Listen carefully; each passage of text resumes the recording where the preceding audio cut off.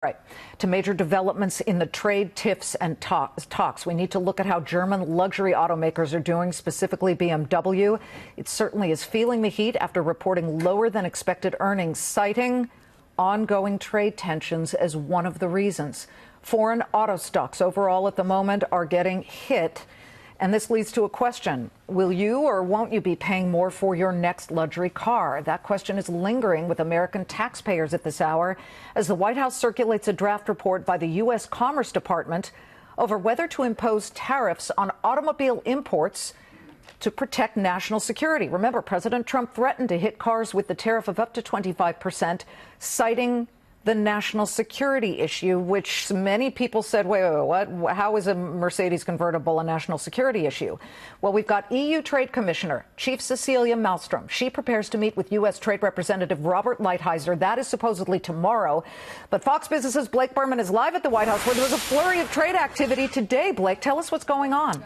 A lot of moving parts here, especially over at the White House, Liz, considering that the president and his senior advisors, as it was described to me earlier today, meeting here at the White House today as it relates to trade, senior advisors of trade, and that one of the topics that they would be talking about would be the potential of auto tariffs. As you outlined, the president has made this threat, especially dating back to the summer of earlier this year, of possible 20-25% auto tariffs on the European Union if there is not a trade deal, a fair trade deal as he sees it, that could be struck between the two. So that is one topic that the president and his trade advisors are discussing today at the White House, as Cecilia Malmstrom will be meeting here in Washington tomorrow with her counterpart, Robert Lighthizer. So you've got that trade activity going on. Then, of course, keep in mind, there is this major trade meeting set to take place, or major meeting, and one of the components will be trade, with President Trump and President Xi Jinping of China later this month in Buenos Aires, Argentina,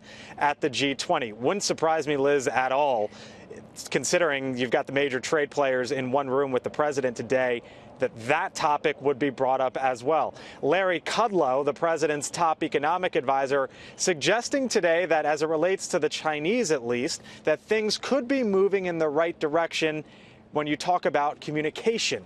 Here was Larry Kudlow earlier today. We are now communicating at all levels. We're working, as I say, on background material and preparation. We're waiting for China to come back with some thoughts, and the process is ongoing. Remember, it was just a few weeks ago where there was barely any chatter at all between both of those sides. Liz, by the way, Steve Mnuchin, the Treasury Secretary's counterpart, Chinese counterpart, will be visiting the U.S., we are told, in the near future. So add that on to the plate as we barrel toward the G20 here in a little more than 2 weeks, Liz. You just said something really crucial. You said things are starting to perhaps look better between the U.S. and the EU. Blake, take a look at the foreign car makers. This is BMW. It's moving higher by 2%. I just looked at Ferrari, ticker symbol RACE. It's jumping about 2.5–3%. We see a very strong move in the foreign automakers. Here's Daimler, parent of Mercedes, up 3.5%. So I think that articulates, Blake, specifically what you just talked about. Does this surprise you, considering BMW just cited trade problems as part of the reason they had bad numbers?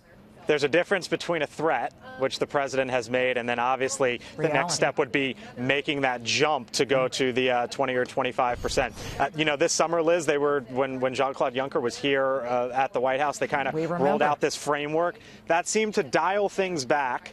And now the president's trade team is talking about whether or not there needs to be a next step or not. Okay, so your BMW SUV is in the mail, Blake. Can I get two then? Yeah, really. His and hers. Blake, thank you very much.